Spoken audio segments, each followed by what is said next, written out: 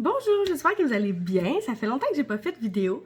Mais je trouvais ça intéressant de reprendre la parole après plusieurs années de silence pour parler de ce qui m'est arrivé dernièrement. Je pense que c'est important d'en parler pour continuer de briser les tabous autour de la dépendance, des antidépresseurs et de la santé mentale.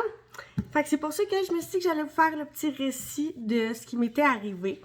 Donc ici, on va parler beaucoup de traumatismes enfouis qu'on pensait pas qui avait pu avoir un impact sur notre vie, mais que finalement, on en a eu des années plus tard. On va parler de dépendance, on va parler d'antidépresseurs, comme je disais. Puis, je veux que vous sachiez que moi, je fais aucune coupure à mes vidéos. J'aime ça, jouer franc jeu, puis y aller direct. Donc, ça se peut qu'il y ait des petites interruptions, puis que ce soit pas toujours facile pour moi.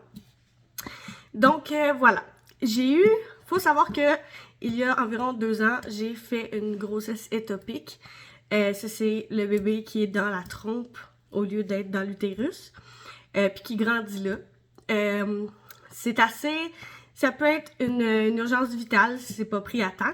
C'est ça qui m'est arrivé. Moi, j'ai eu des gros mal de ventre, fait comme à 6 semaines de grossesse, je pense, 6-7, je me suis rendue à l'urgence.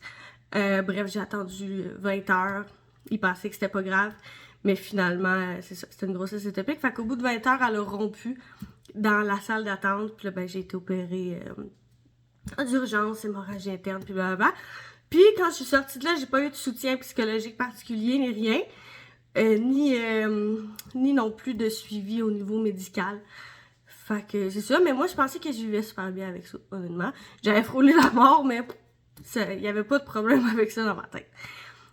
Suite à ça, un an plus tard peut-être, j'en ai refait une. Je l'ai trouvée plus dure. Pourtant, j'ai pas dû être opérée. On l'a su à temps parce qu'évidemment, j'avais un suivi plus serré. Mais il faut savoir que la grossesse étopique est presque impossible à déceler par une échographie. Parce qu'une échographie, c'est pas possible de voir quoi que ce soit avant d'avoir un certain nombre de pourcentage d'hormones de grossesse dans ton sang. C'est qui était mon cas. Puis rendu au moment où tu auras assez d'hormones de grossesse, ben normalement la trompe se rompt, c'est fini. Fait que je vivais beaucoup dans un stress parce qu'on avait réussi à savoir que c'était une grossesse étopique, que c'était pas une vraie grossesse. Donc on savait qu'il fallait mettre interruption à ça. Puis quand on l'a fait, ils m'ont donné du méthotrexate, quelque chose comme ça. Par injection, qui est comme une mini dose de chimio, si tu veux. Puis là, ben, les cellules étaient supposées comme s'en aller. C'est juste que ça marchait pas dans comme 15% des cas, puis ça a été mon cas. Fait qu'il y avait beaucoup d'effets secondaires, puis ça n'a pas fonctionné. Donc, j'ai dû en avoir une deuxième dose, donc j'ai eu beaucoup d'effets secondaires, mais tout ça était stressant, parce qu'en même temps, l'hôpital me disait, si t'as mal au ventre, si t'as moindrement mal au ventre, tu viens rapidement à l'urgence. Puis ça a comme commencé à créer un stress en moi. Puis moi, j'ai jamais été quelqu'un de vraiment hypochondriaque. Jamais vraiment eu peur pour ma santé. Mais là, tranquillement, ça s'est installé. Puis là, j'ai commencé à avoir mal au ventre. À un moment donné. Fait que j'ai appelé l'ambulance parce que c'était pas possible pour mon mari de m'emmener à l'hôpital, la petite dormait. Ils m'ont emmené à l'hôpital. Ça a été très long avant que je passe. Finalement, ils me disaient que j'avais rien. Mais ils m'ont fait passer des échos puis tout. Puis ils ont dit que j'avais rien. Mais là, j'ai dû faire un autre écho plus tard. Puis ils ont vu que j'avais des pierres dans la vésicule biliaire, dans le fond, qui se promenaient, si tu veux. Fait que le mal de ventre que j'ai eu était probablement une pierre qui a bloqué. Fait que mon médecin m'a dit qu'on va programmer une opération pour me faire enlever la vésicule biliaire. Ça me stresse pas plus que ça. Ensuite, je vais passer un IRM parce qu'on croyait avoir vu une tache sur mon foie. Donc, j'ai passé une IRM, puis finalement, résultat, j'ai effectivement quelque chose sur mon foie. Ça serait... Ils pensent que c'est bénin, ils sont pas mal sûrs que c'est bénin, mais ils n'ont pas été capables de voir exactement c'était quoi, fait qu'ils veulent m'en refaire passer une. Là, le stress commence à s'installer parce que je trouve que ça fait beaucoup de trucs pis tout. Puis il me dit que je fais un peu de foie gras. Parce que faut savoir que j'ai quand même une bonne dépendance à l'alcool. Je bois quand même beaucoup d'alcool. J'essaie de faire des gros efforts. Puis d'ailleurs, j'ai commencé une thérapie externe depuis 3 semaines. Puis ça se passe quand même bien.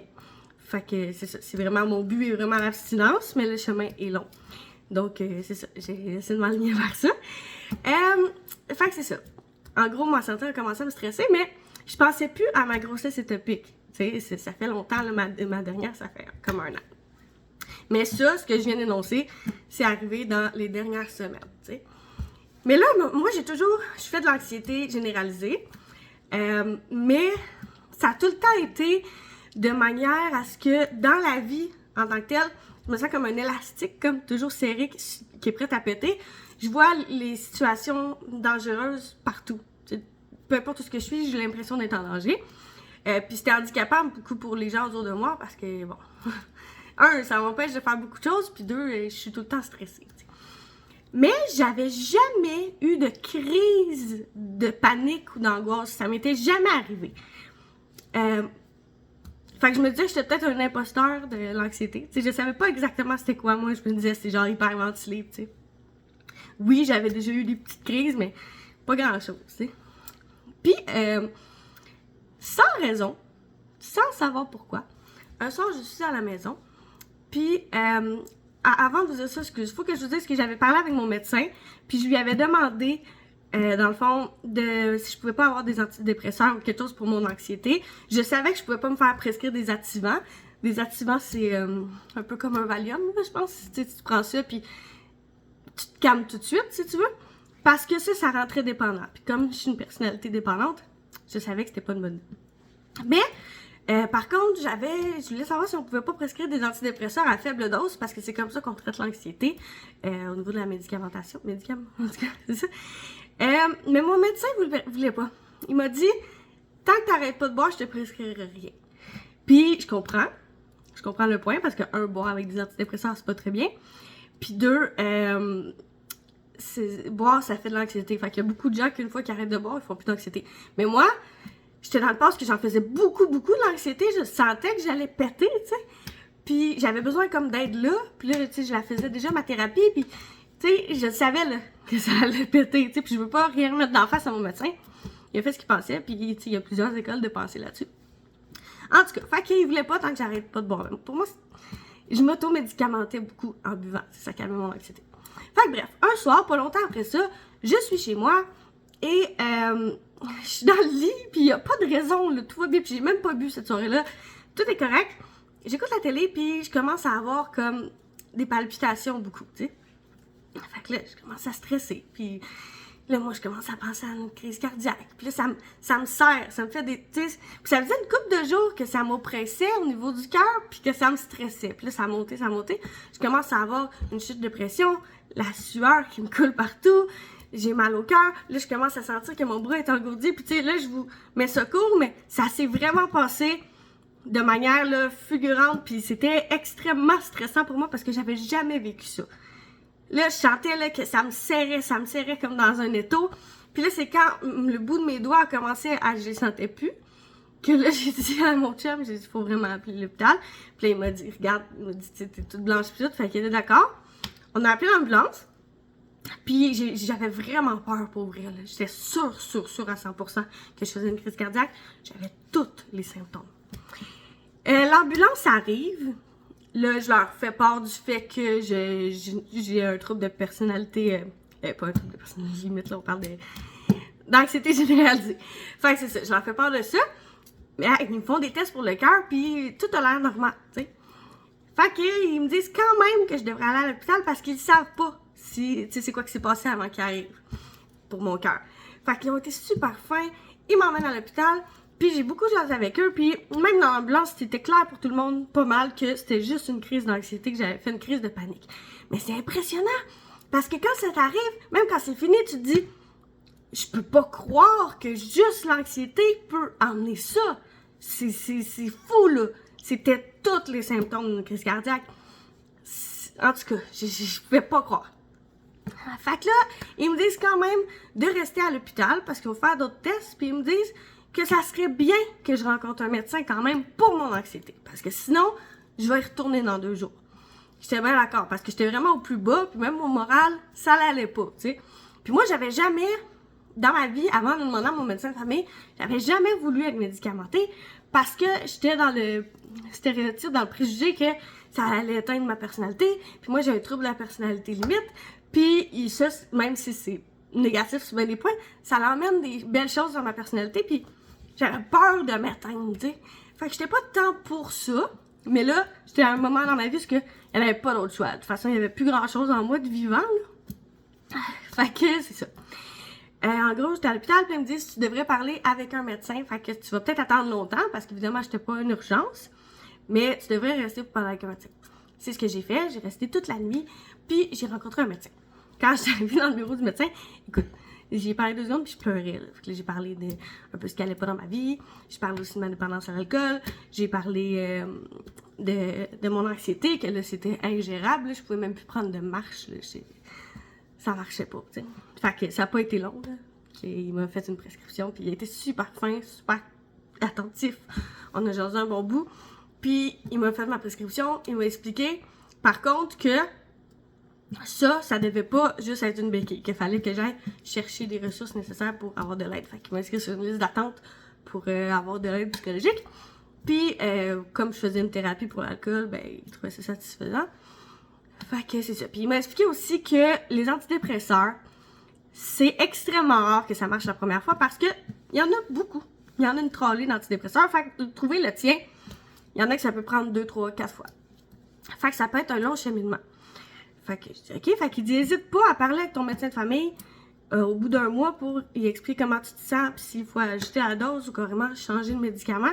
Puis il m'a expliqué aussi que ça, tu sentais les effets juste après 4 semaines environ, puis que vers les 2 semaines, tu pouvais ressentir plus d'anxiété. Il m'a aussi parlé des effets secondaires parce qu'il y en a beaucoup. Fait que moi, j'étais vraiment contente quand même. Fait que je sors de là, j'ai l'impression que la vie, écoute, tout s'ouvre à moi puis tout est possible. Mais là, je m'en allais chez ma soeur à Québec pendant 3 jours, qui est déjà une situation hors du commun pour moi, parce que je suis pas une grande sorteuse de chez nous, puis ben, je fais de l'anxiété. Puis je m'en allais avec ma fille. Fait que je m'en vais là-bas, puis pendant la route, tout va bien. Ça, c'était comme 2 jours après. Fait que j'avais pris 2 pilules depuis. Puis je commençais avec 5 mg. Parce que dans le fond, les pilules sont 10 mg de citalopram. C'est du citalopram qui m'a prescrit. 10 mg, mais pendant 7 jours, ils voulaient que j'y coupe. Fait que c'est un 5 mg. Rendu chez ma soeur, crise de panique. Je recommence. Dès que je suis arrivée là-bas, je recommence à avoir des serrements au cœur puis tout. Puis je continue à me dire c'est pas normal, ok? Fait que là, genre, ça va être là, ma crise cardiaque. Puis dans ma tête, c'est super logique, puis y a pas d'autre option. Fait que je me dis, dans le fond, je fais pas d'anxiété, là, c'est vraiment ça, là, je suis malade, puis ils ont rien vu à l'hôpital, puis blablabla. Ma soeur, elle a été vraiment bonne pour me calmer, pour vrai. Ça a pas été long. Mais ce que je déteste, c'est la sensation que t'as pas le goût d'être avec personne quand tu vis ça. Parce que t'es pas capable de te mettre un masque, là, de faire comme si tout allait bien. Mais tu veux pas être seule parce que t'as peur de mourir. Tout le long que j'étais chez ma soeur, j'ai fait plusieurs petites crises de panique. Il y a une nuit que j'ai fait une grosse crise de panique. Puis là, c'était plus c'était plus une crise cardiaque, c'était un embolie pulmonaire dans ma tête. Puis évidemment, je checkais sur Google, puis j'avais tous les symptômes de l'embolie pulmonaire. Je respirais, puis ça me faisait mal aux poumons. Fait que là, je commençais à me dire, c'est pas mon cœur le problème dans le fond, c'était mes poumons depuis le début. Fait que là, à l'hôpital, ils ont pas vérifié mes poumons. Là, je sais, ça a l'air super farfelu puis hypochondriaque, mais c'est ça l'anxiété. Puis là, je commençais à me dire, ok, ça va être ça ma vie. Ça va être ça ma vie. Je vais passer ma vie à avoir peur de mourir. Puis là, ma vie telle que je l'ai vécue dans ma tête, elle est finie. Fait que tout le long que j'étais à Québec, là, je me disais, aïe, je peux pas croire, j'aurais dû apprécier ma vie plus avant, j'aurais dû plus en prendre soin, parce que là, c'est peut-être l'alcool qui m'a amené à vivre autant de stress, puis blablabla. Mais j'étais sûre que ma vie telle que je la connaissais, elle était terminée. Quand je suis revenue de Québec, je toussais. Je toussais beaucoup. Mais là, je commençais à penser que j'avais vraiment un problème au poumon. Puis là, à un moment donné, je suis tombée à 40 de fièvre, des gros frissons, j'étais très malade. J'ai été consulter mon médecin de famille, puis il a checké ma toux, il a dit je suis pas inquiet pour ta toux. Puis il a checké aussi, on a parlé beaucoup des antidépresseurs qui m'ont été prescrits. Fait qu'on a parlé qu'on allait se redonner un rendez-vous un mois plus tard pour se parler de comment ça se passe, si on ajuste la dose ou pas, ou si on change. Fait que je pars de là, 2 jours après, je consulte au privé. C'est un vendredi parce que je suis vraiment malade. Là, je commence pour de vrai à avoir peur pour moi parce que je suis malade pour de vrai. Je peux plus rien faire à part tousser. Là. Je me tousse les poumons puis ça va pas. Je mange plus. La misère à boire. Je suis plus capable de respirer. Tu sais, je suis fumeuse puis là, ça faisait comme 6 jours que j'avais pas fumé de cigarette parce que j'étais trop malade. Fait que je consulte au privé, il m'envoie prendre une... elle me dit, t'as sûrement le COVID ou l'influenza. Mais elle dit, on va quand même t'envoyer passer une radio au cas que ce soit une pneumonie. Et je me disais, pourquoi j'ai une pneumonie? Ça m'est jamais arrivé de ma vie. Ça n'a pas rapport. Fait que, finalement, je vais passer des radios. Puis, j'ai pas eu de nouvelles. Puis là, dans le fond, je pouvais pas avoir de nouvelles avant le lundi. Parce que j'avais consulté le vendredi. C'était fermé. Fait que j'ai passé une fin de semaine, là. J'ai jamais été malade de même. J'ai jamais été malade de même. Je dormais plus. C'était dégueulasse. Là, je me doutais bien que c'était une pneumonie. Finalement, lundi, je me fais appeler. J'ai une pneumonie. Fait que là, j'ai mes antibiotiques, mais ils vont faire effet juste 2 jours plus tard. Mais là, pourquoi j'ai eu une pneumonie?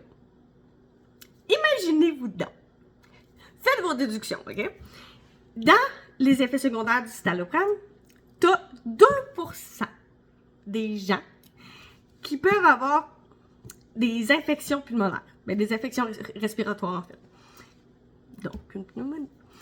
Là, est-ce que c'est ça que j'ai eu? C'est à cause de mon antidépresseur que je prenais depuis comme 1 semaine et demie, 2 semaines? Ou c'est un addon que c'est la première pneumonie de ma vie? Je suis pas mal sûre que c'est un effet secondaire que j'ai eu. En plus, moi, avec les chiffres, avec les statistiques, ça a l'air que je suis bien bonne. Fait que c'est ça. Là, j'ai pris mes antibiotiques puis tout, puis ça a passé. Mais là, les effets secondaires en même temps de ma pneumonie, je les ai vécus, OK? Parce qu'il y a quand même beaucoup d'effets secondaires en antidépresseurs. J'ai eu des vertiges. Puis moi, j'avais jamais compris c'était quoi un vertige. Jamais, jamais. Moi, un vertige, c'était une genre de nausée, un genre d'étourdissement. Mais c'est pas ça. C'est l'impression que tu vas perdre connaissance. C'est la meilleure façon de le définir. J'étais couchée, là, puis sans raison. Comme si une vague te prenait, puis t'avais l'impression qu'elle allait t'emmener, mais bon, puis ça l'arrête. C'est tellement spécial, j'avais jamais vécu ça, puis c'est quasiment le fun à un certain niveau, mais ça fait peur. Puis moi, là, ça, je l'ai eu comme pendant plusieurs jours, mais il y a eu une soirée, là, que j'en ai eu, là. J'en avais aux 2 minutes. Là, j'étais sûre que j'allais mourir. J'étais sûre que j'allais faire un AVC. J'étais sûre que j'étais en train de mourir. Là, la panique dans ma tête, ça a vraiment pas été le fun, cette soirée-là. Fait que c'est ça. J'ai eu aussi des nausées, j'ai eu des étourdissements, puis j'ai dû changer le moment que je prends mon antidépresseur de la journée, parce que à la base, je le prenais le matin, mais le médecin m'avait dit soit que ça peut t'endormir, ou que ça peut te rendre agité. Donc, il dit tu peux changer. Si tu le prenais le matin, tu peux le prendre le soir. C'est ça que j'ai fait, je la prenais le matin, mais ça me rendait étourdie. Fait que finalement, j'ai décidé de la prendre le soir. Mais en la prenant le soir, je dormais plus la nuit. J'étais super agitée. Je me réveillais en convulsant quasiment. C'était pas des convulsions, mais je sais pas pourquoi. J'étais comme en panique. Puis je me mordais beaucoup dans la bouche et tout. Fait que j'ai décidé de rechanger. Fait que j'ai changé au matin. Depuis ça, j'ai plus eu de problème. Il y a eu un effet secondaire que j'ai eu beaucoup, c'était la bouche sèche. Ça, je l'ai vraiment eu, c'était vraiment désagréable. T'as l'impression tout le temps de te réveiller sur un lendemain de bosse. Mais tout ça, ça a passé. Tout ça, ça a passé. Puis là, je peux dire même qu'au niveau de mon anxiété, à partir de la 2e semaine, ça allait mieux. Là, ça fait presque 1 mois que je les prends. Puis sans farce, ça fait longtemps que j'ai pas fait d'anxiété comme ça. Vraiment beaucoup. Ça va vraiment mieux. Je fais pas... Au quotidien, je fais pas d'anxiété. Tu sais, d'habitude, dans mon quotidien, j'étais anxieuse en auto, j'étais anxieuse pour tout. Là, j'en fais presque pas. Je m'inquiète plus. Par contre, hier, j'ai fait une crise de panique chez moi. Pas si grosse, mais une petite crise de panique. Puis j'ai cherché pourquoi. Pourquoi j'ai fait ça? Je me suis pris un café. Fait que je pense que, tu sais, le café, la caféine, va être un gros déclencheur de mon anxiété. Donc pour moi, café, ça va être terminé. Fait que c'est ça. Dans le fond, au niveau de mon anxiété, c'est vraiment bas. Pourtant, je suis même pas à mon plein potentiel encore de mon médicament. Pour ce qui est de mon humeur, j'ai eu quelques jours amorphes quand je les ai commencés. Mais là, ça va. C'est sûr que, vu que je bois de l'alcool, mon témoignage peut pas être 100% véridique de quelqu'un qui en boirait pas. Parce que ça peut annuler un peu les effets, le fait que j'en bois. Puis ça peut me créer de l'anxiété, puis ci, puis ça, puis d'autres effets secondaires. Fait que, c'est sûr que c'est pas optimal, mais ça m'aide. Ça m'aide dans ma consommation d'alcool. Puis je vise à vraiment l'abstinence. Mais au moins, là, en ce moment, ça m'aide à rester focus dans la réalité, tu sais. Puis c'est ça, au niveau de ma personnalité, il n'y a rien qui a changé. J'avais super peur de ça. Il n'y a rien qui a changé. J'avais entendu dire que ça pouvait être comme te faire perdre un peu l'empathie chez les gens, tu sais, puis tout. Puis non, moi, à date, ça va. J'ai la même sensibilité. Est-ce que ça va changer dans quelques semaines? Je sais pas. Fait que là, je sais pas encore si j'entrevois de changer la médication ou pas. Parce que c'est sûr que c'est intéressant de se dire, il y a plein de sortes d'antidépresseurs. Donc, si celui-là me convient quand même bien, mais que ça pourrait être mieux, ben ça serait... C'est tentant de se dire, j'ai le goût d'essayer un autre. Mais, en même temps, on veut pas trop jouer avec les pilules, en attendant d'avoir celui qui est parfait quand peut-être que ça arrivera pas, peut-être que c'est lui mon parfait, puis je suis super chanceuse si j'essaie juste lui puis que ça me convient, parce que c'est vraiment rare que ça l'arrive. Fait que je sais pas, je vais voir, je vais encore me laisser un peu de temps. Je pense que je vais rester sur lui si je vois pas d'autres effets secondaires, parce que je suis vraiment satisfaite. Puis aussi, d'en recommencer un autre, ça serait encore les nouveaux effets secondaires puis tout. Mais niveau anxiété, je suis vraiment satisfaite, ça va vraiment mieux. Donc voilà, c'est important de vous en parler parce que je sais qu'il y a plein de gens qui se battent pour des problèmes d'anxiété mentale, pour des problèmes de dépendance, pour aussi, il y a beaucoup de gens qui vivent de l'anxiété, il y a beaucoup de gens aussi qui se posent des questions sur les antidépresseurs, puis en même temps, je serais tout oui à écouter vos conseils, vos témoignages des gens qui prennent des antidépresseurs ou qui en ont déjà pris. Puis aussi, la question que je me pose beaucoup, c'est comment on arrête ça? Comment on l'arrête, l'antidépresseur? Parce que, évidemment, mon plan, c'est pas d'en prendre toute ma vie.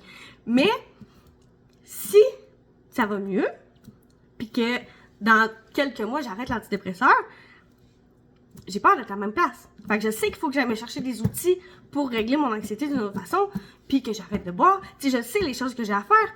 Mais est-ce que, si je vais chercher les outils pour m'aider, mais que j'arrête les antidépresseurs, est-ce que mon anxiété va encore être aussi forte? T'sais? Fait que j'aimerais ça connaître vos témoignages. Donc voilà, 22 minutes. J'espère que c'est pas trop emmerdant ma vidéo. Puis ça m'a fait plaisir de vous retrouver le temps d'un petit moment de plaignarde. Fait que j'attends vos commentaires. Puis je vous aime.